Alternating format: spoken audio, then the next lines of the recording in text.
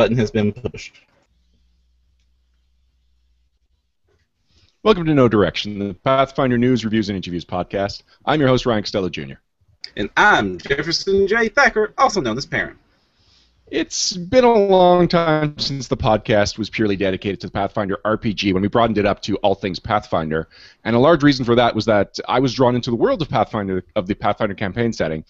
And a large reason that I was drawn into the Pathfinder was how Golarion was brought to life by the Pathfinder Tales novels. Here to remind us how awesome Pathfinder Tales are the Paizo managing editor, James Sutter. Hello, James. Howdy. And Pathfinder Tales author, Wendy N. Wagner. Hello, Wendy. Hi, Ryan. How are you guys doing today? Good, good. I'm glad I was able to make it here.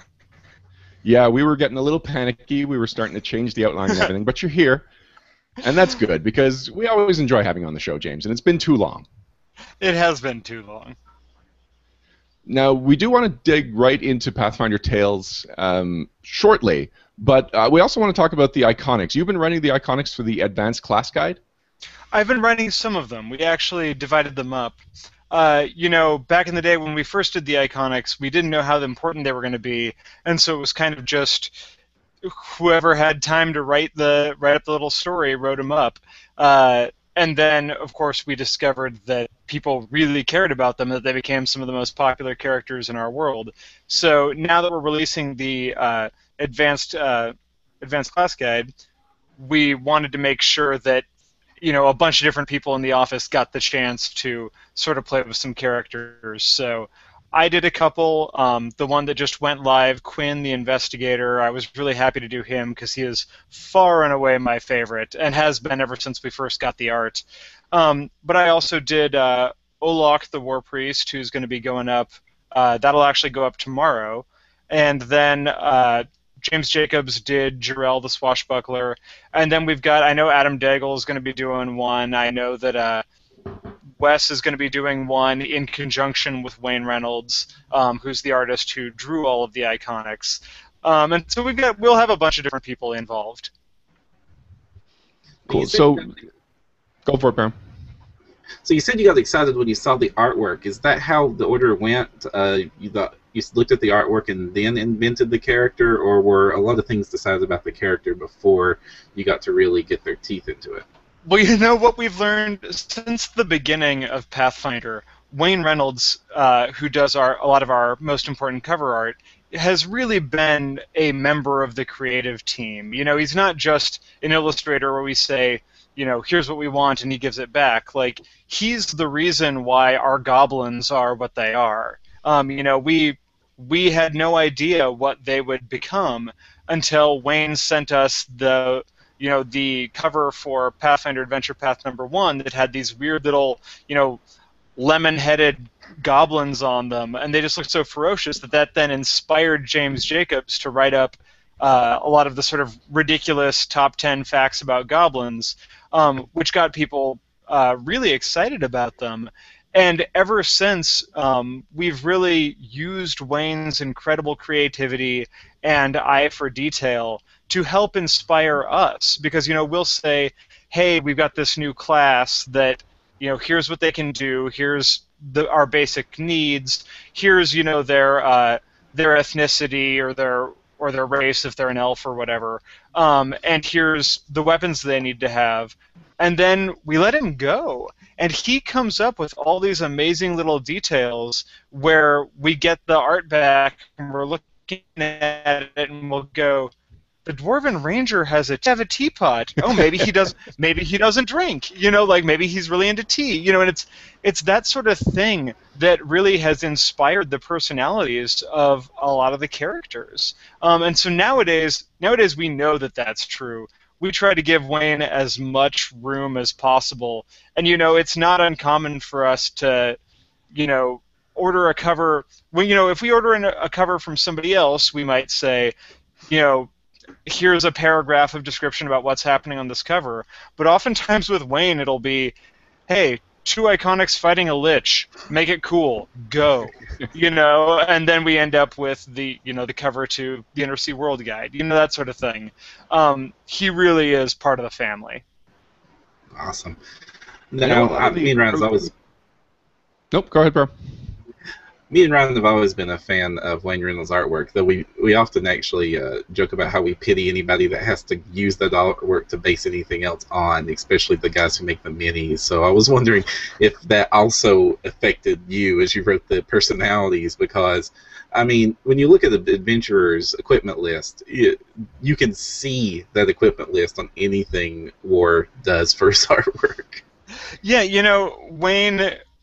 It's funny because actually Wayne will often have a story in his head for why everything's the way it is, but he doesn't necessarily tell us. But then it'll come up like Amiri, the iconic barbarian, has no armor. She's got sort of the bare midriff because she's a barbarian, and the whole like low armor, shirtless barbarian thing is a trope. But also, I had seen him at conventions take some flack for that, saying, "Oh, why is you've got a warrior with a bare midriff?" And he got kind of offended as Wayne, being a sort of genteel goth Englishman, can never get. He says, no, this actually makes sense because she's got that huge sword, right? Well, think about how she stands. She's got her sword out in front of her like this, and so however she goes, that sword is always between that part of her, that core of her body, and the enemy. So why would she need to armor it? And it's just really cool to work with an artist who is thinking at that level. And actually, that's why I'm really glad the Blood Rager, when we introduce his backstory, Wayne is actually playing that character at the moment, and so he contributed some of the details for that story. So it's nice to see him contributing in a literary fashion as well as a visual medium. Now, I found a lot of the early Iconics, their backstories most of them were pretty unpleasant people. And it feels like the more recent Iconics are, they're more relatable, a little bit more sympathetic. Is that a conscious choice? So you see, this is, it's funny because actually I think if you look at the backstories, you'll find that in the backstories, they aren't necessarily, well, at least the ones written by somebody else. They're not bad, but what happens is, so I have for a long time been in charge of writing the little fiction snippets that open up, every time you get a new hardcover rule book, when you open it up and see there's the big picture at the start of a chapter, and then a little bit of fiction, just sort of talking about that scene and what's going on.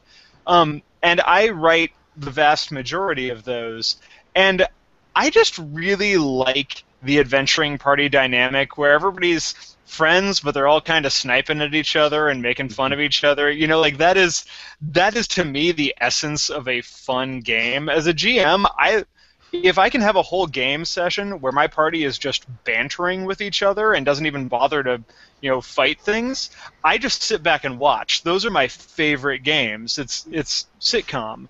And so I have a tendency to write that whenever I'm doing those snippets. But there was a while back, various people on the message boards and even around the office started to point out, they're all kind of being jerks to each other. And I'm like, no, that's just how they express their love. Well, except for, okay, I mean, Celtiel's a jerk and Elaine's kind of a jerk. Okay, maybe there are some jerks. But no, I mean, we definitely tried to get sort of a mix with the new ones. And we also know that people want these to be heroes. Most people want to play good characters, or at least folks on the good side of neutral. And so we definitely leaned that direction when coming up with the alignments for the new characters. Anyone that is listening to us live, I'm just going to remind you that you have the opportunity to join in on the conversation. You can post in the comments section of the YouTube video. We use that as our chat room. I'll be checking it periodically, so if you have any questions for James or Wendy, then post them in there, and we will get to them as soon as we can. Speaking of which, how are you, Wendy? I'm doing great. So you just got some great info, some great trivia about some of the Pathfinder iconics, and that brings me to the question, how familiar were you with Pathfinder before you started writing for Paizo? I wasn't at all familiar with Pathfinder before I started writing for them. As a young person, I always read like the Dungeons and Dragons tie-in fiction, and so I always wanted to write tie-in because I just thought it was cool. And actually, I knew James through friends, and he sucked me into the world of Pathfinder. And since I started writing, I started playing a little, and I really like it. It's super fun. So I catching up with, reading all the rule books and reading, some of the fiction and things like that. And it's just like a wonderful world to get swallowed up into. So how did you go about doing that? How did you go about finding out all the things you needed to know about Pathfinder? Well, luckily, I had this super awesome editor, James, kind of teach me the ropes. I got to get a copy of all the rule books and bestiaries, and basically they said, okay, read everything. Just know Galarian as well as you can, and then when you have some ideas, talk to us. So I spent a long time reading, and it was really fun. All right, so then you started getting ideas. What inspired you most? Why did you come to the ideas that eventually led to Skinwalkers? Well, Skinwalkers comes from a character who's been in a couple of pieces of fiction that are on the website. And, the idea for this character came to me. She just appeared, like, full-blown in my head, which rarely happens with characters for me. And I knew, she had a certain style, she had a certain, she was this, like, tough Viking gal, and she wanted her story told. And so I pitched her character, really, more than any story, to James, and he thought that she would be a cool character to write about. So I started out with a short story about her where you're introduced to her and her son Cran, and he just kind of started the ball rolling. I knew before I wrote that story that she had kind of a tragic backstory, and I knew that someday I would really like to write about it. And so then after I wrote Mother Bears, which is that first serial about Jandara, I was talking to James about this idea of exploring her backstory about what happened to her family and having it kind of come around and bite her in the butt, so to speak. And that's really kind of how that storyline came to be. Now, James, is that typical for how you relate to your authors? Do you kind of let them pick the place in the world that they want to play, or do you have different approaches depending on the author? Very, very much so. The one thing that I've said sort of since the beginning of this is, in tie-in fiction, you are constrained in some ways. You have to play according to the rules of the world. You have to, not break the world, not go against the canon. And so within that, I try to give authors as much creative control and ownership as possible. So where some companies will say, here are the characters we want you to write, or here's the plot we want you to write, I really try to have all of my authors come up with their own plots, come up with their own characters that feel like theirs, because I think that just gets people much more invested and much more excited, which results in better work. And so, how much I have to work with an author or get to work with an author, as it may be, to help them come up with the idea can depend on a lot of things. I mean, some authors, come to me and they say, I've got this character and I want this plot and I want to do it over here and all these things, and I just sort of helped guide them. Whereas others really say, I've got this concept, I've got this character, what kind of plot should I do? Where in the world would they fit? How do we make this work? I mean, my role as an editor is both editing and sort of helping helping storyboard, helping kind of guide things, but then also very much being a research assistant, so that as much as, I do send people like Wendy, a bunch of reference and say, you gotta learn a lot of this stuff. We publish so much material that nobody can read every single word. I mean, this is my day job, and I can't read every single word. It just isn't possible. So what I try to do is, help authors figure out the direction they need to go, and then give them the reference that specifically pertains to the story they want to tell. So, if Wendy's going to be working in the Ironbound Archipelago for the Land of the Linnorm Kings, then I give her the information specifically related to that and try to help her, get the feel and whatnot. And we had honestly, we had a lot of fun coming up with Jandara, her novel and whatnot, because Wendy pitched me this character that I just instantly took to, because so Jandara is this ex-pirate Viking woman, but she's also a single mom trying to deal with raising her child. And I felt like I just don't see that much in fantasy, especially in tie-in fiction, where you've got the badass heroine who is also in many ways a very normal mother. And I think that that's a really cool dynamic that instantly resonated with me, and that I hoped would resonate with the fans as well. So I've sort of told Wendy, go, run, do this thing, and I think it worked out really well. It's funny, I also was, of course, because I have strong feelings about how Vikings and well, which are obviously what the Lands of the Norm Kings are based on, should be presented. And so when I was talking to Wendy, I was saying, make sure these are not like over-sanitized Disney Vikings. Like, this is Beowulf and Eaters of the Dead and all this stuff. And Wendy went for it. And it's funny because once or twice I've seen people on the message boards say, this one's a little dark, and I'm realizing, okay, that's my fault. That was me being like, no, go it. I'm sure nobody will mind that. But you learn. And I personally, I mean, maybe I'm just very jaded, but I felt like it didn't bother me at all. I thought that the darkness within the book really feeds the character and feeds the conflict and makes it feel more real. But that's my personal taste.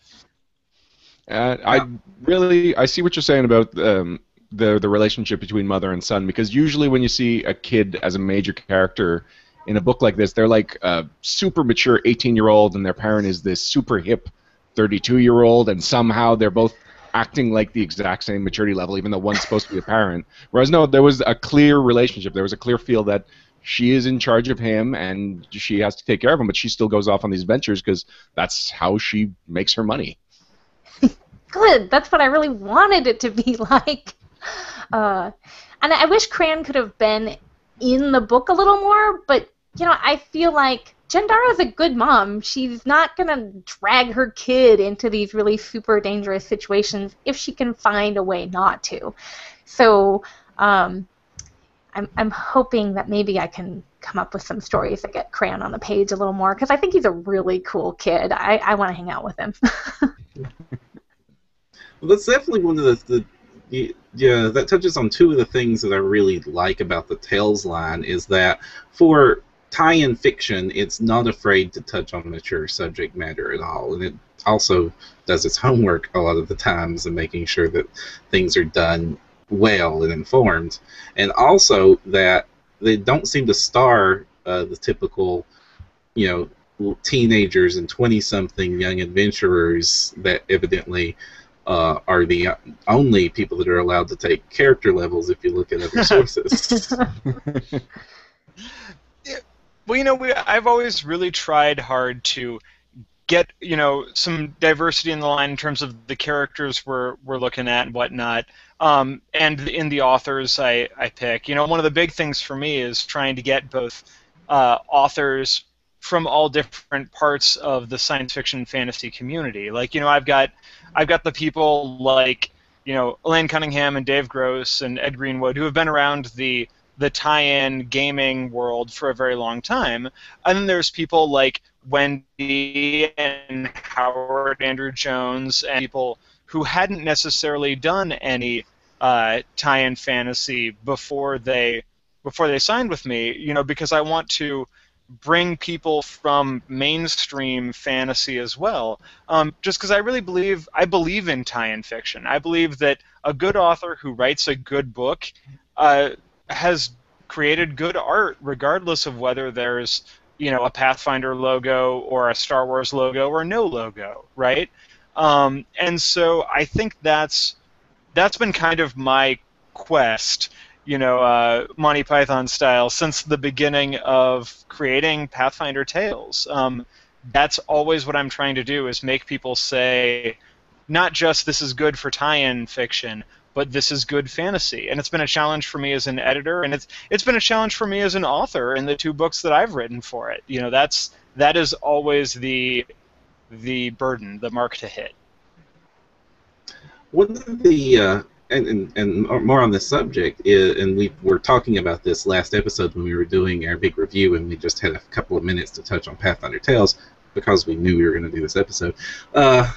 Was that it's obvious that Galarian is, as a world, is a well put together mishmash of lots of pulpy genres from all kinds of different sources, and the Tales line reflects that in that the books themselves defy fantasy genre conceptions where we have buddy cop type tales, we have urban hardcore fantasy adventure tales, we have a heist tale in the World Wound, and we have a book that's best described as Holmes and Watson meet Master of the Flying Guillotine.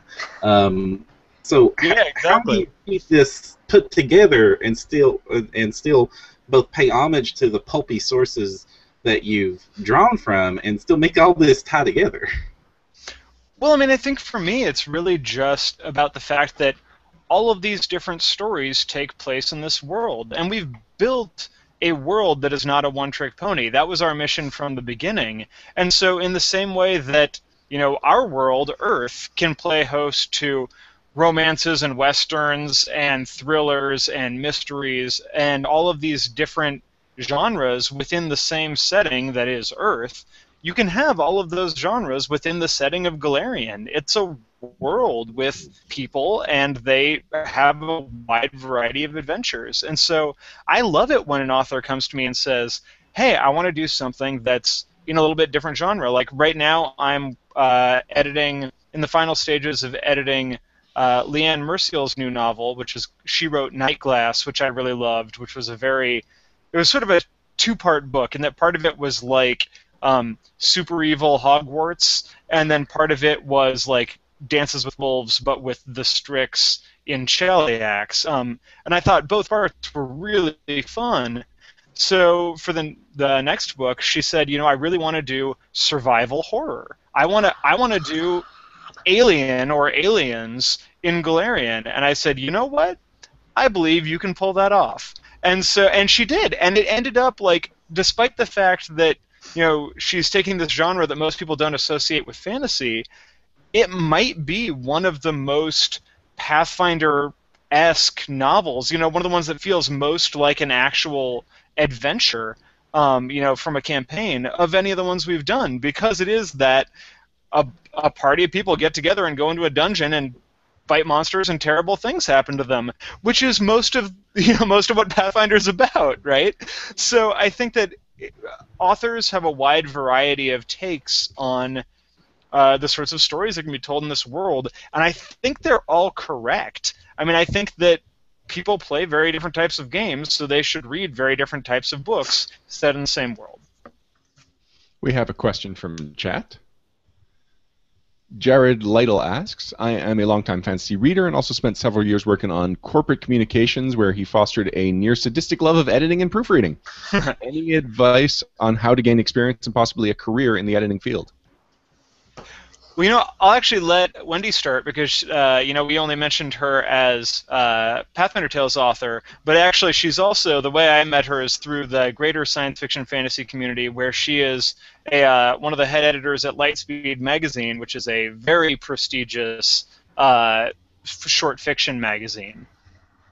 I would say, thanks for pointing that out, James. That's awesome. I would say if you want to get started in fiction editing, a great way to start would be to volunteer as a submissions reader, a slush reader at one of the online magazines. Places like Lightspeed, Strange Horizons, Clark's World, a lot of times they are looking for those first readers, and they'll put out calls saying, oh, we need somebody to read Slush for us. And so what I would recommend is if you're interested in that community, pick a magazine, like it, read it for a while, keep your eyes peeled for when they call for submissions, for submissions readers, and then put your name in there and get your foot in the door as a submissions reader. It's a lot of work. Sometimes it's really fun, sometimes it's not, but it's a great way to start seeing how editing works and how and how websites pick their fiction and how stories develop from the first thing that an editor sees into something larger. And once you've been with a magazine for a while, a lot of times opportunities happen where you can step up. So, like, for me, I started out as an editorial assistant for John Joseph Adams. I was doing some work helping him with anthologies. And then we worked together really well, so then I became an assistant editor at a magazine he used to run called Fantasy Magazine. And now I'm the managing editor and associate editor of 2 of his magazines. And that's actually, like, my day job is, reading submissions and talking to authors and things like that. So you can start at this very easy to enter level and start getting experience and seeing if it's something you even like. And you never know where it will take you. And are we still talking magazines in the traditional sense, or how has the magazine industry evolved? Well, I work for an online. All the magazines that I work for are online magazines. There aren't that many anymore that are just publishing in paper, and for most of those places, you'd probably need to live in their area. Like Locus always needs interns, so if you're in the Bay Area, that would be a great magazine to work for. They do non-fiction, but they're working within the science fiction and fantasy community, so if that is where your interest lies, it's a great place to get into.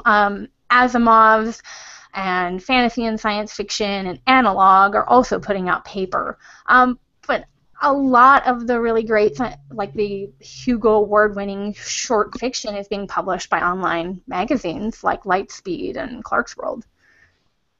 Now, you two have kind of both referred to each other on very friendly, very personal terms. And, Is it important to foster relationships with editors and with authors? I would say yes. It makes it.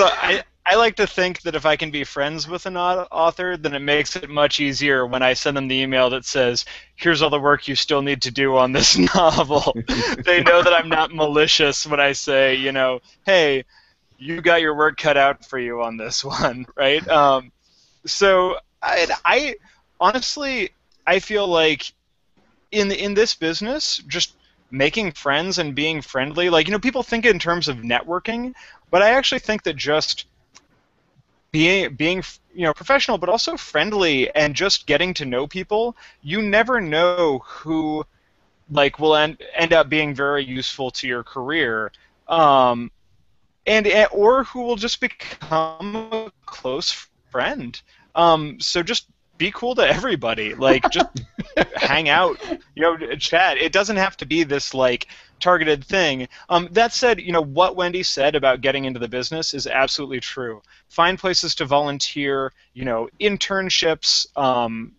Slush reading, all that stuff. Also, if you're a writer, write.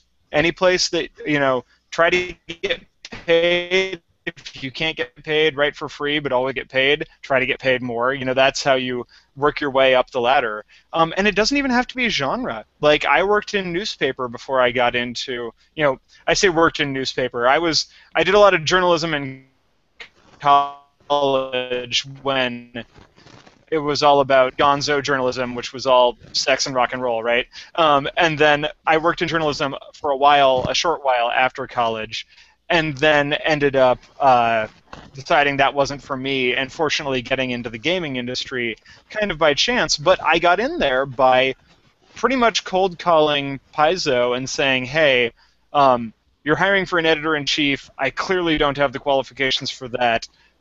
Here's what I can do. Do you have anything?" And they actually... Lisa Stevens said, "Let me see what I can do." And I ended up, my first job at Paizo was finding images for the web store at a nickel a JPEG. That was what I was doing. Wow. But then that quickly spun into an editorial internship, and then customer service, and then I worked on Dungeon Magazine, and just kind of worked my way up. And that's what it takes. You just have to keep putting yourself out there, and you're going to get rejected all the time. Especially if you're an editor. rejection is a given in this business. If you ever stop getting rejected, it's that you're not shooting, high enough. So I really just think you got to put yourself out there, keep writing, keep editing. That's all there is to it. Getting back to Skinwalkers then, Wendy, we were talking about family earlier, and I found family was one of the themes of the book, but the other one I found was just fear. And so I'm curious, what was it about these themes that that you felt compelled to write? Well, family is kind of obvious, I think, because, I was a single mom, and I found a wonderful man, and we have made a family together, and it was, it's a process. And so thinking about how families work and how families get made was something important to me and something that was on my mind, and is a theme, I think, that shows up in maybe some of my other fiction.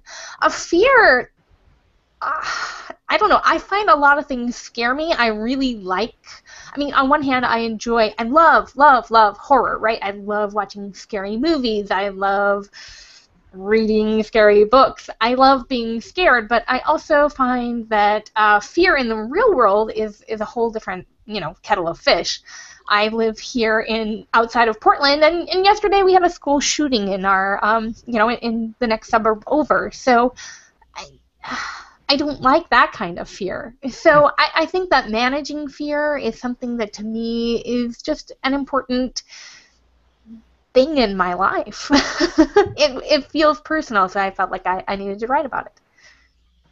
And going back to what James was saying about darkness in the book, I didn't find the book particularly that much darker than a lot of the other Pathfinder Tales novels I read, but one of the things I found was that the descriptions were, especially descriptions of pain, were brutal. Like, it wasn't excessive, it wasn't gory, but it was just visceral. Good! Yay! A little bit of the credit for that has to go to, so every year here in Portland, we have a convention called Oricon, and for a couple of years in a row, I was on a panel called Smut, Gore, and More, and it was about, sex and violence in fiction. And I met someone through this panel. He's a writer. He mostly writes nonfiction, though. His name is Rory Miller. And Rory works in corrections. He helped with, prisons in Iraq after things went so bad in Baghdad a few years back, and so he has these amazing stories, and he became a friend, and he talked a lot in his work about being true to violence and how it really affects people. And I thought, that is important, because I think in so much fiction, in so much TV and in so many movies, we see violence and its effects, and it's very glamorized, right? Like somebody gets hurt and they're bleeding, but it's like it's no big deal. But I felt like that was really fake and wrong, and so I think I was just really trying to imagine what it would be like to be Jandara and be getting bashed on the head and having my arm bitten into by horrible monsters and things like that. And I, at the time, I think I was just channeling a real realness to it. Yeah, definitely. Go ahead, James. I was going to say that actually ties into something that I feel pretty strongly about also, is that just the game often people really want to paint things in terms of black and white, good and evil. And with Pathfinder, in both the games and especially in Death's Heretic and the Redemption Engine, my books, I really like to mess with that, right? Like, I like having my players and my characters have to confront the moral ambiguity that is kill things and take their stuff game. I love alignment arguments, because I think that alignment is an inherently, it's a very fun concept. It's also an inherently very flawed concept if you're trying to apply it to real people in the real world. And so that's why, often the stuff that I gravitate toward will play with that.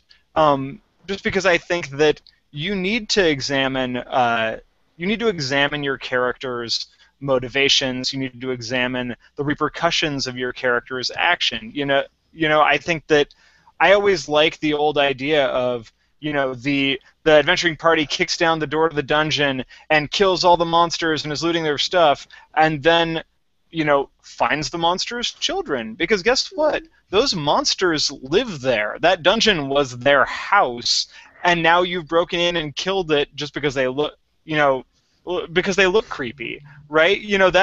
That is to me a much more interesting story and a much more valuable story, I think, than simply a glorified action flick where everybody's a good guy or a bad guy. Sort of a thing that's become one of my mottos now is that if your good guy never questions why he does what he does, never questions his goals or his morals, he's probably not a good guy. Anybody who's totally sure all the time is probably missing something. And so that's why I really love to play with that. Of course, why the Redemption Engine is all about alignment. I mean, that's basically my big alignment novel, But I've definitely heard people say that about the Pathfinder Tales line in general, that it's like, there's not a lot of just like straight up Luke Skywalker good guys who always do the right thing. And I say, yeah, that's because everybody wants to know what happens to Han Solo, right? Like, Luke isn't nearly as interesting because he's too goody two-shoes. I think you're the first person working in RPGs that I've ever heard say, I like alignment arguments.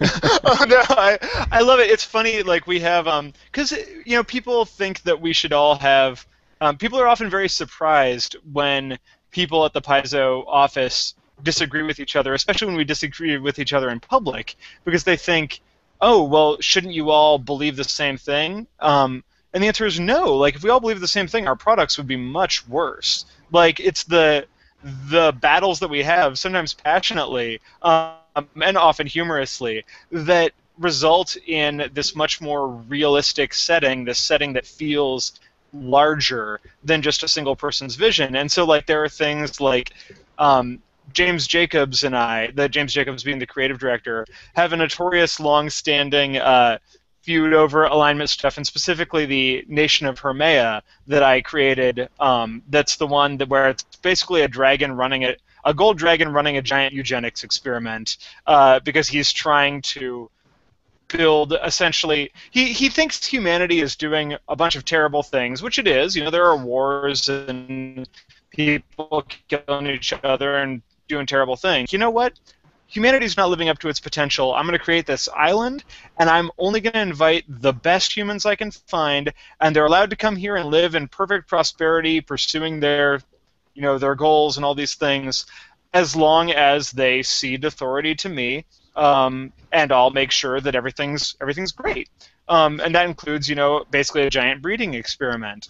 And of course, and some people, James Jacobs included, looked at that and immediately went, well, he's evil, right? I mean, he used to call it Operation Dragon Hitler to try and shame me about it.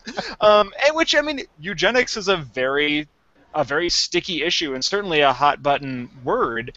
But I like the moral ambiguity there of, okay, so is this dragon evil because he's running this program, or is he actually, does his whole ends justify the means, for the greater good argument, does it hold any water? And so I think that having people ask those questions is far more useful than us answering them, which is why, for years now we've refused to release Menkari's alignment, because even inside the office, not only do we not know, but I don't think that we want to know. I think that it's, as so often happens, knowing the answer to the secret makes it boring.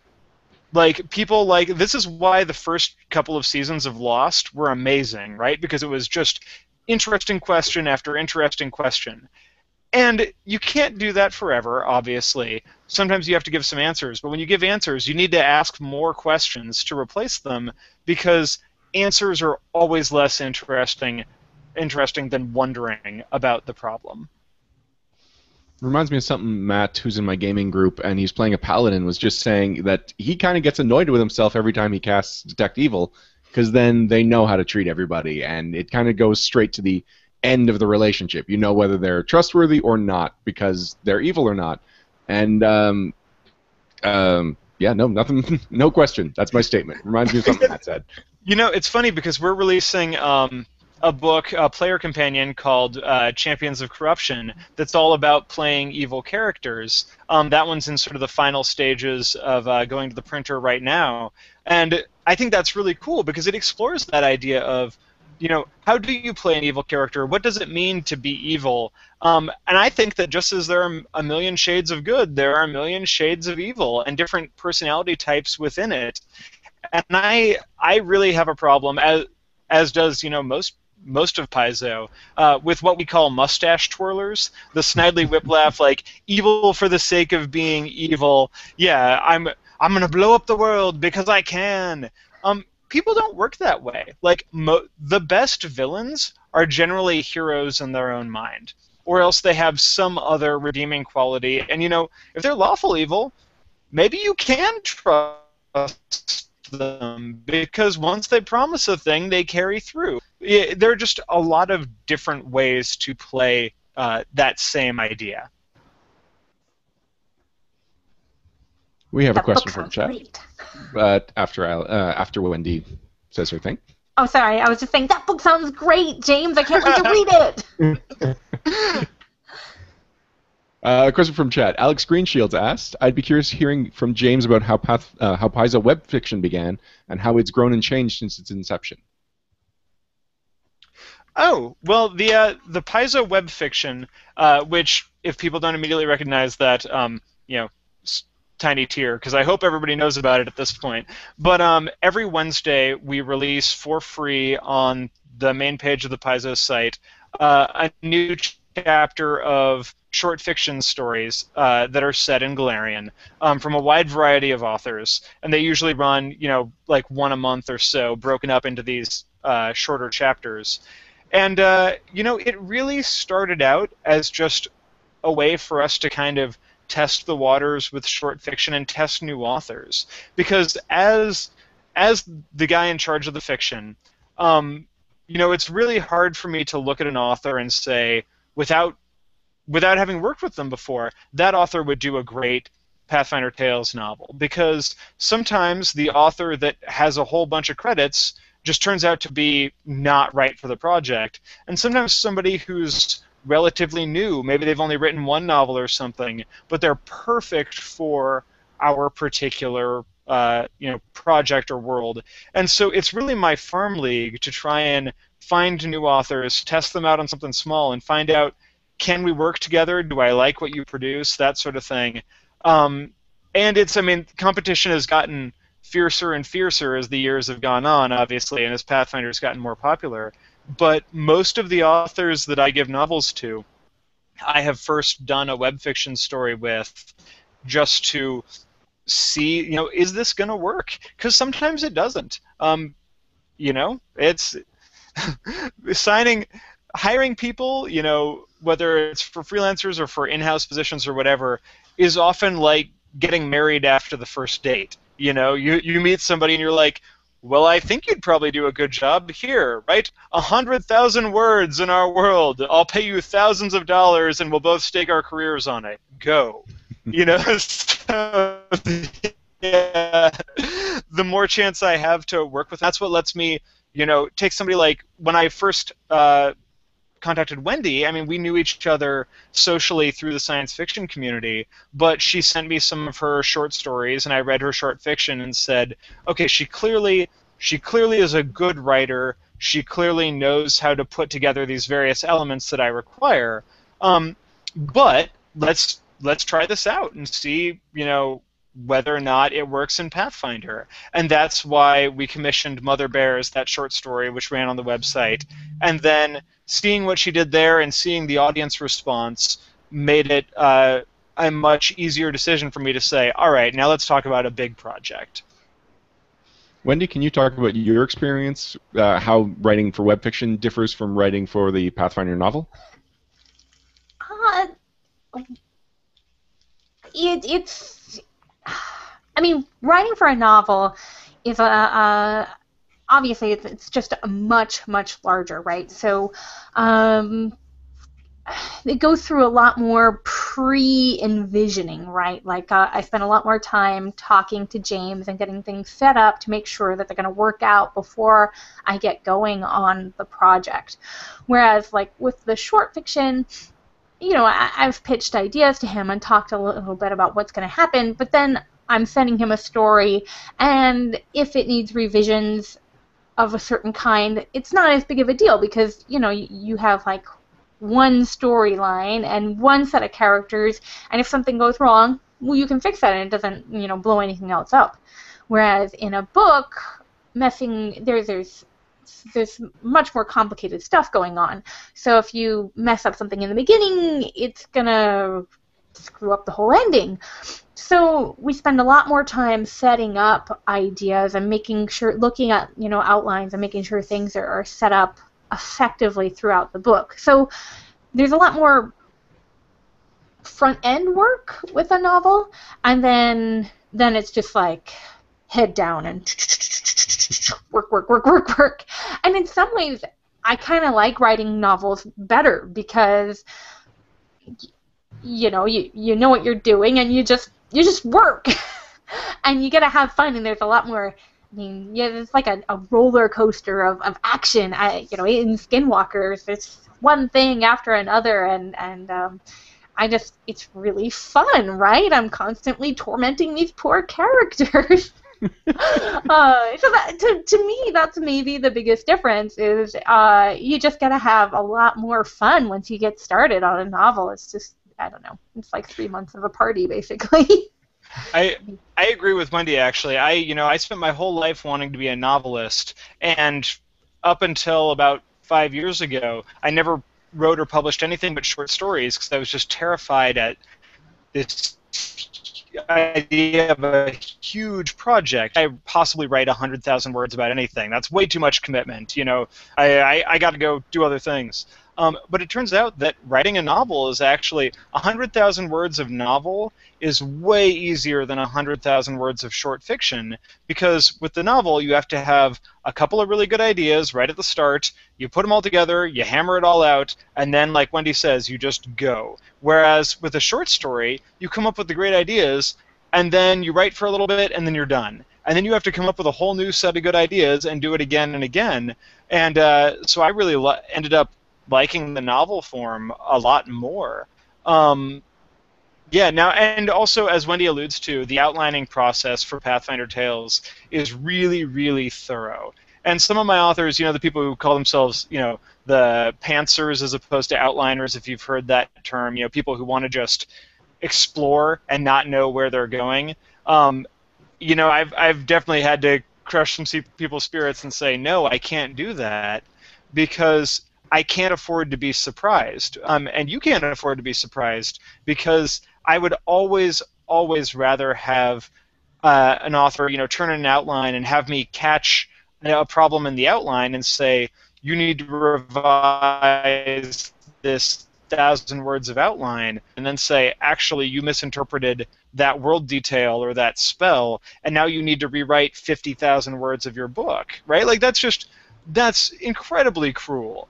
And so even the authors that think they want that, I'm very firm in not letting them do that, because it's just going to be, if nothing else, it will be hard on me to tell them that they now have to do 3 more months of work on their novel, you know?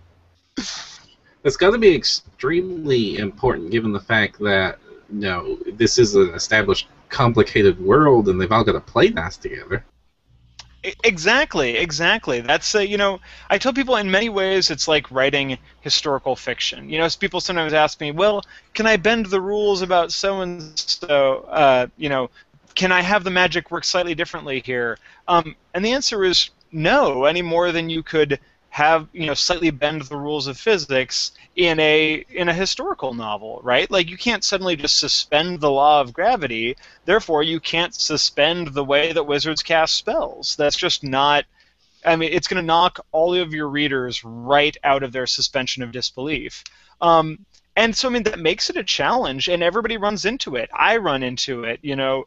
I spend all day looking for these problems, and I'll still run across stuff where I'm halfway through a novel, and I'll realize that I had misread how a given spell works. You know, oh, this actually only affects humanoids, and in this scene it's being used with angels. Oh my god, I can't, like, those are outsiders. And then I have to totally rewrite that entire scene and find some other way to get the effect that I want in order to play within the magic, but you have to do that. But can't you then just write the rule? Meta magic feat that allows you to target outsiders? Well, I mean, so there is back and forth between the novels and the rules in the same way that I think all of our books should inform the same world and work together. But I try not to ever do rules that are just kludges to get around a given problem.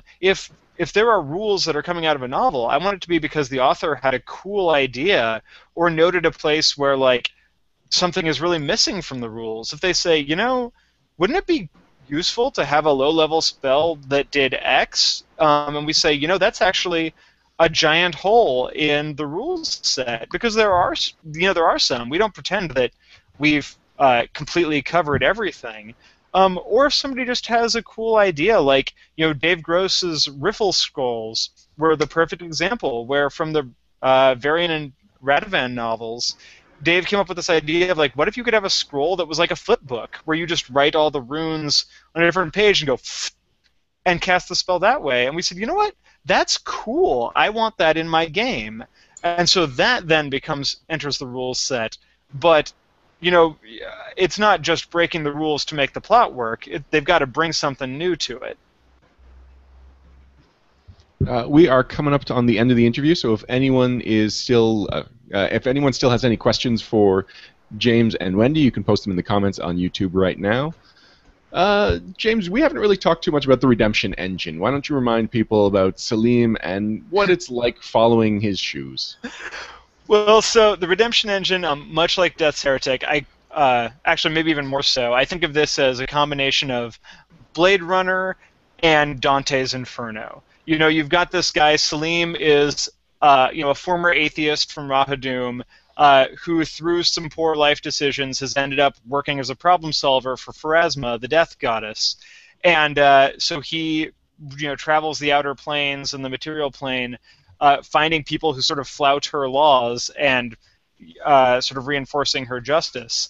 And so in the Redemption Engine, he ends up in Kermaga, which is sort of my pet city. You know, it's one of those, these are all my children, but this one is most my child. You know, so and Kermaga is very much a Mos Eisley, Perdido Street Station sort of hive of scum and villainy, and he ends up there because somebody has been killing criminals and then real bad folks, and then their souls are going missing. They're never making it to judgment, and so he has to figure out what's happening. And so the sort of the central questions, like I said, this one plays a lot with alignment, but the big sort of philosophical question in this book is, if you could somehow turn, if you could steal from the devil, or if you could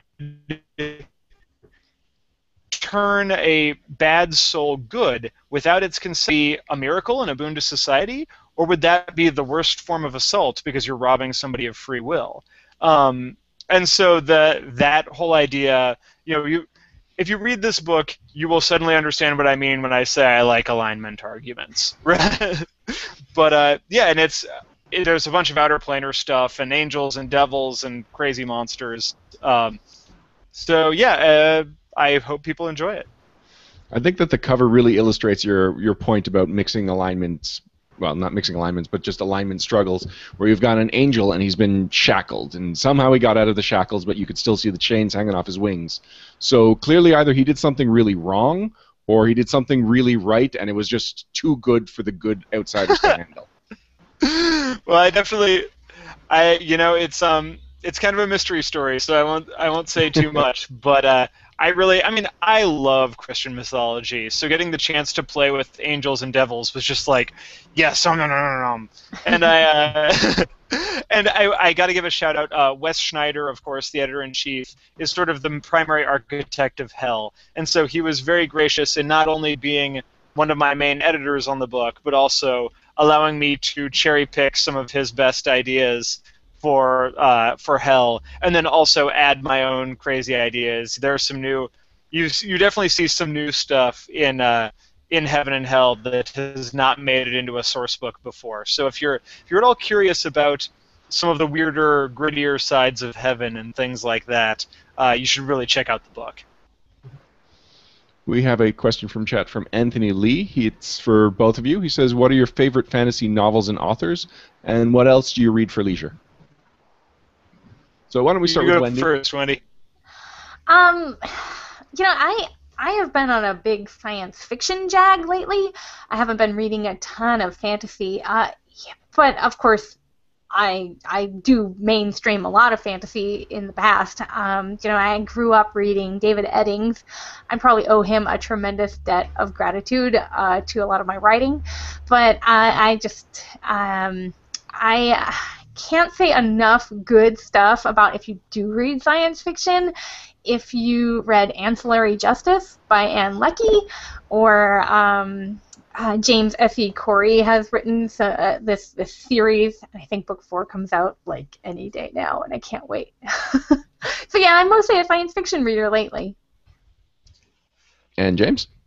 I really read both. For fantasy, I'd say most recently I'm really loving Brandon Sanderson. I think his Stormlight Archive, despite being large enough to bludgeon an elephant, is really some of the best epic fantasy I've ever read. I also love, China Mieville. Joel Rosenberg was a huge influence.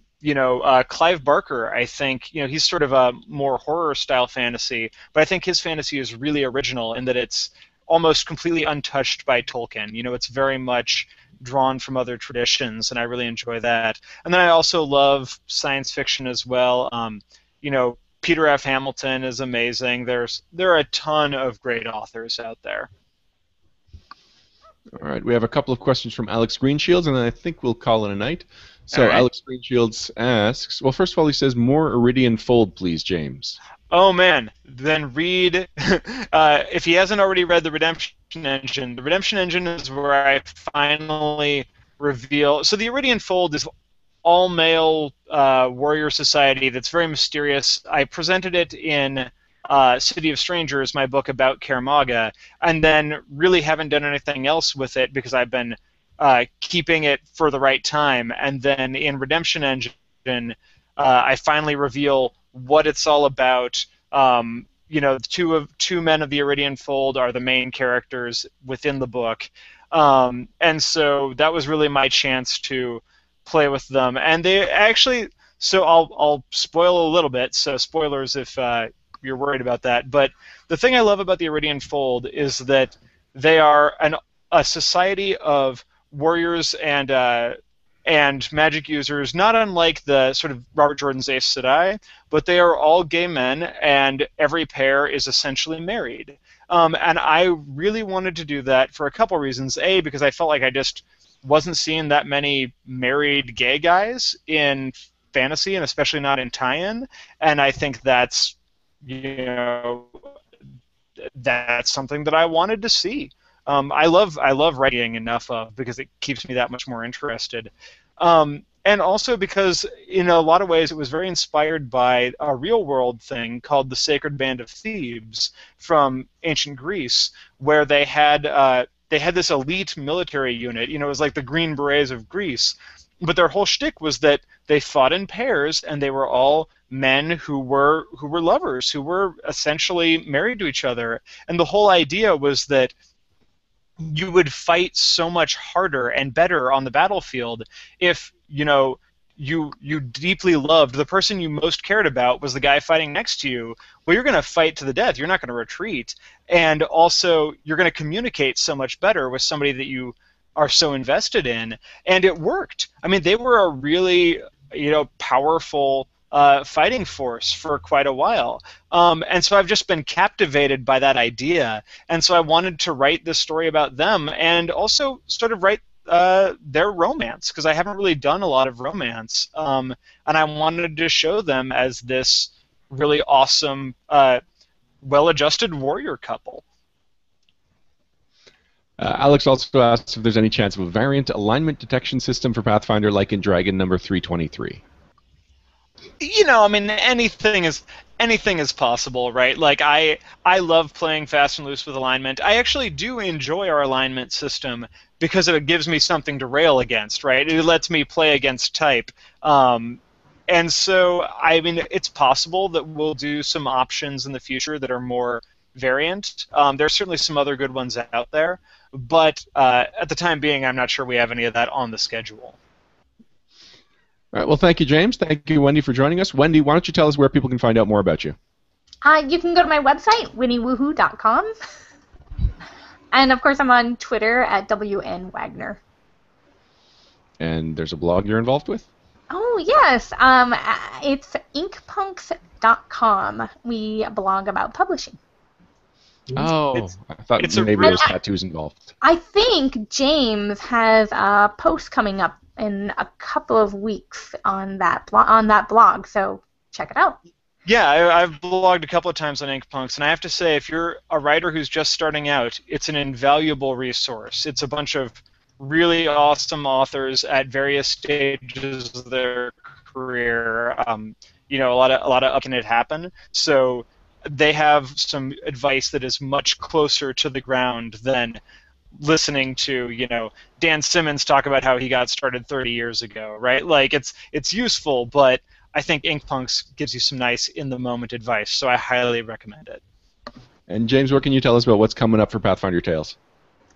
Pathfinder Tales, well, so the next big thing, we've got this August, we've got the characters from City of the Fallen Sky by Tim Pratt are coming back, and they're going to Numeria as part of the tie-in to Iron Gods. And so if you want the Technic League, if you want robots and creatures from the stars, we've got that. And so it was a really fun novel. It's really tied in. James Jacobs, who read it because he was developing the Iron Gods adventure path, said that he thought it perfectly captured that feeling. So I'm hoping that if people are going to play that adventure path or run it, that they go pick up Tim's novel, Reign of Stars, and get that sort of feeling in advance. But yeah, that's the next big thing. Gosh, Tim's a good pick for that book. Actually, both of his previous books have been kind of a little bit out there, but in the right way. Tim is so fun because Tim writes amazing dialogue and these characters that you want to just sit there. You want to just sit at dinner with them and just let them go at each other. They're really fun. And so we'll definitely be seeing more from him as well. All right. Well, once again, thank you very much, guys. Thanks for having us. And if anybody wants to continue the conversation, you can always find me on Twitter as well at James L. Sutter. Excellent. We'll be right back after this. Okay, so we're off the podcast off the air, but we're still live to our YouTube audience, so don't start saying anything you shouldn't be saying. All right. Yeah, well, actually, I guess I should have asked. Was there anything that you guys still wanted to talk about? I mean, I can go all day, right? So. Well, I'll definitely catch up with you. Oh, actually, I didn't ask about conventions. We can plug this into the audio. So, James, what conventions are you going to be going to this year? Well, I'm going to be. It's not so much a convention, but I got invited down to the Launchpad workshop, so I'm going to be spending a week down in Wyoming learning about astrophysics and whatnot by scientists for science fiction writers. So that's going to be fun. But the conventions people can actually catch up with me at. I'm going to be at PaizoCon, of course. I'm going to be at Gen Con as well, and then I'll be at World Fantasy this year also. And Wendy, what about you? Well, I'm going to do the PACIFWA Pacific Northwest Reading Series here in Portland in September, and then I'll be at Oricon here in Portland in November. That's awesome. Cool. Well, Yeah, if you guys don't have anything else that's pressing, then we can just say goodbye to you now, and you can log off whenever you're comfortable. Great. I Thank should you. go because today is my daughter's last day of elementary school, so we're having like a little, soiree in a minute. Nice. Yeah. Yeah, I'm Big actually day. I'm running out shortly to go see that Edge of Tomorrow, Oh, that looks science good. fiction movie. It's Well, getting good reviews. It's funny, yeah, because I saw like all the billboards. I was recently in New York for Book Expo America, and I kept seeing these billboards of Tom Cruise in power armor, and I was going, okay, so there's no way that can be good, but power armor, right? And then I looked online and saw on Rotten Tomatoes, it's like, oh yeah, 90%. I'm going, Wow. what? Any movie that is science fiction and has a 90%, I'm going to go see. So I'm quite excited for that one. That's good, Yeah, because Tom Cruise was starting to feel like old action. And, like, Oblivion didn't do very well, and this one visually doesn't look that much different from Oblivion. So the fact that it's getting so well reviewed, it gives me hope, because I'm a Tom Cruise fan.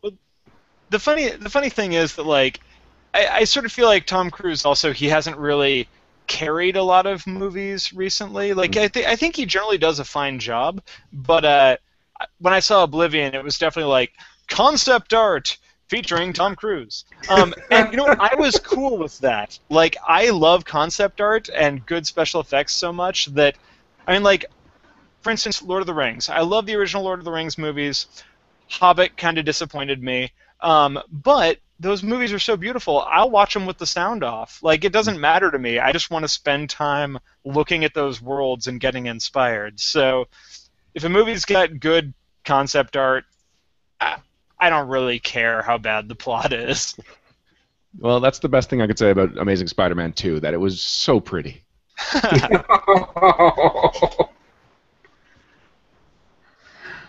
All right, guys. For those of you that need to are taking off, all you have to do is close the browser and it automatically logs you off. Oh, great. Thanks for having me. It was super fun hanging Thank out. you all Yeah, so thanks for much for joining us. coming on the show. You've been excellent guests. See Yeah, later. thank you guys. This is always fun. We'll have to do it again Yay. sometime soon. For sure. Well, I'll see you at PaizoCon at the very latest. Great. All right, take it easy, guys. All right, you too. Bye. All right, Perrin, before we go on, we've been having a lot of lag issues tonight. Do you think we'll be able to make it through a whole episode, or should we call this a short one? I think we should call this a short one because I'm hearing thunder. Okay, that's no problem. I mean, we're doing another episode next week, so we'll make sure we plug that. But any news that we don't cover this week will still be fairly new next week, and I doubt we're going to have so much new news next week that, well, actually, it's going to be a Pathfinder Society episode, so the interview might completely overtake the news segment. Anyway, we'll figure something out, okay? Well, the interview's going to be making a new segment. True. Isn't it? That too. Can't right. guess. Let me just go over the news section, see if there's anything we absolutely had to talk about. We already talked about the Iconics. Yeah, let me, I'll copy and paste this just because it's so new. I haven't even had a chance to post it on our Facebook group. Mm-hmm. And Yeah, I for hadn't Read seen Magic, this before. we got nothing pressing. Mm-hmm. All right, so apologies to anyone that was expecting a full episode. We're going to do a short episode for technical reasons.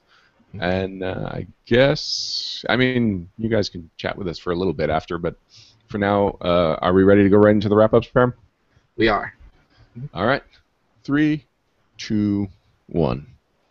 Thank you for joining us for episode 86 of No Direction, the Pathfinder News, Reviews, and Interviews podcast. Before we go, we just want to give a couple of shout-outs to some things of interest. And actually, I guess we should explain to anyone that's listening to the audio version of this. We've been having some difficulties with our connection. We're a little bit worried that we're going to lose Param as soon as the thunder hits. So we're going to call this a short episode. But we had a great time with James and Wendy. So even if it's less minutes, it's just as good content. Yep.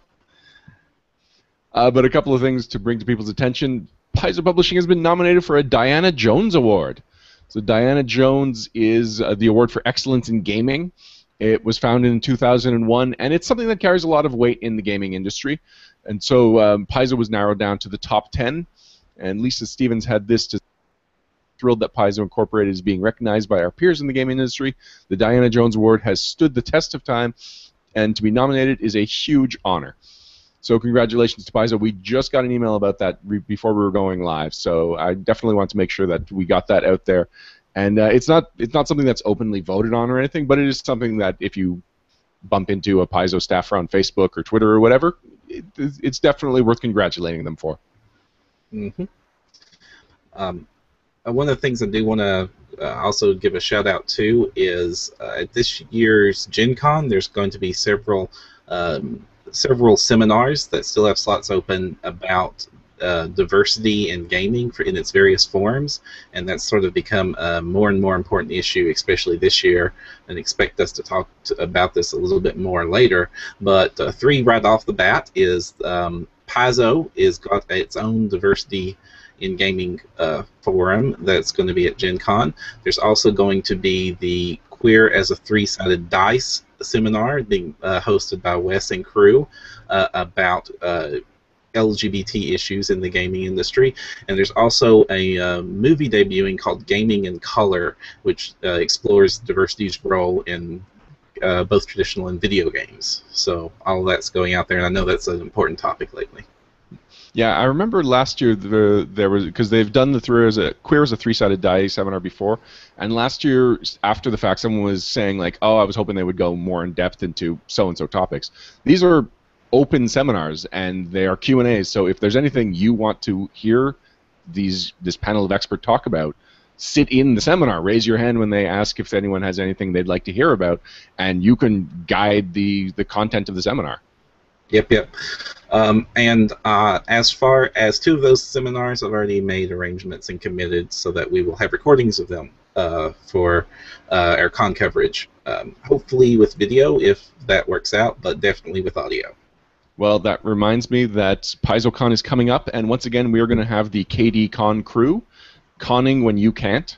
So if anyone is interested in helping us record either video or with our digital recorders, like I was going to grab one and show people, but I can't find it.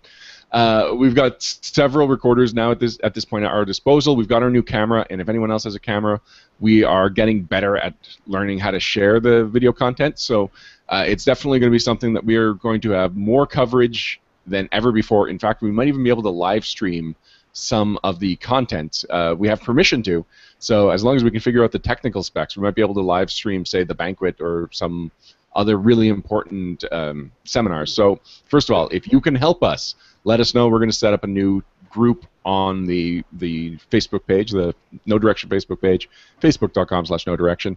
And if there's any specific seminars that you would like to see live streamed, let me know, and I will do everything I can to figure out how to do that. Also, while he's calling out for Paizo Con volunteers, I also want to remind that Ryan has a lot of commitments this year with his work day job. Awesome that he gets to have day job work at Gen Con, though I guess it's unfortunate in some circumstances. So we definitely need a few helping hands for Gen Con this year. So if you know you're going to Gen Con and you're attending any of the Paizo seminars, could you let us know if you would be willing to help us record? We want to get as much coverage as possible, and the more that we get help, the more we can cover. So if you are planning on going to Gen Con and you don't mind going to the seminars or are already planning on going to the seminars, pop us contact on the Facebook, as Ryan said, if you're willing to take a recorder on our behalf to these events. And since you brought up what I'm going to be doing at Gen Con, I'm basically going to be running demos for the Looking for Group role-playing game, which will be based on the Pathfinder role-playing game. It'll be 100% Pathfinder role-playing game compatible. And if you would like to help me run demos, or if you're interested in getting free tickets admission to Gen Con, let me know via Facebook or costello@blindferret.com, because we're hoping to run 3 demos at a time for the entire weekend, so Thursday to Sunday. So yeah, I need a lot of help because I can only run 1 table at a time. But if you're familiar with Pathfinder, then you already will be able to run the demo. If you're familiar with Looking for Group, even better. But one way or another, I will hook you up with all the information you need to run it. We will go over everything as early as we can, so whenever you get to Gen Con. And yeah, there's a free Gen Con ticket in it for you. So again, contact me via Facebook or costello@blindferret.com. Finally, I don't want to neglect a friend of the show, good friend of the show even, Brian Darnell. We mentioned this on Facebook, but he recently earned his 5th star in Pathfinder Society, and we were very proud of him.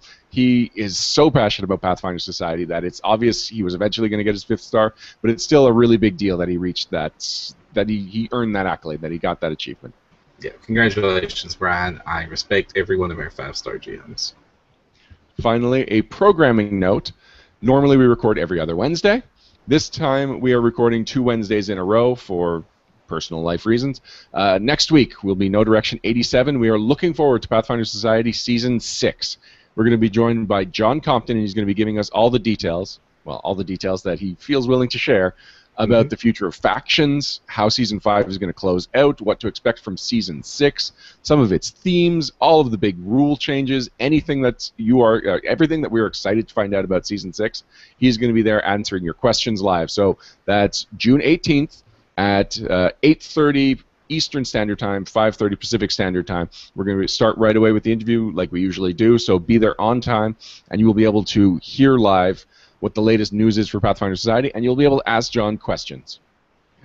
Definitely tune into this one, guys, because they've hinted around they made a big enough deal to mention this on their blog post, and they've hinted around that you'll probably want to hear some of the news they talk about. I'm not sure it'll be amazing as it was last time, but definitely this will be a good time to catch up on some hard-to-know information.